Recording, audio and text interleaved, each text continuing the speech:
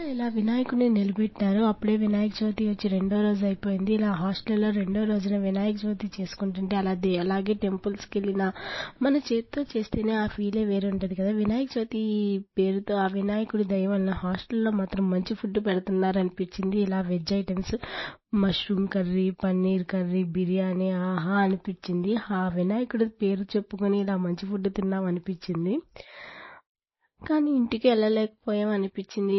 ఒకటే బాధ గానీ, మనకి విజయవాడలోని ఫ్లడ్స్ మొత్తం తగ్గిపోయి అందరూ క్షేమంగా ఉంటే అంతే చాలు. ఇంకా మన చేత్తో పూజ చేస్తే ఇదే భలే ఉంటది కదా! మన ఇంట్లో పూజ చేస్తే ఆ చిన్న విగ్రహమైనా మన చేత్తో అలంకరించి, ఆ పూజ చేసి మన మనసులో కోరికలు చెప్పుకుంటే ఆ ఫీలింగే భలే ఉంటది.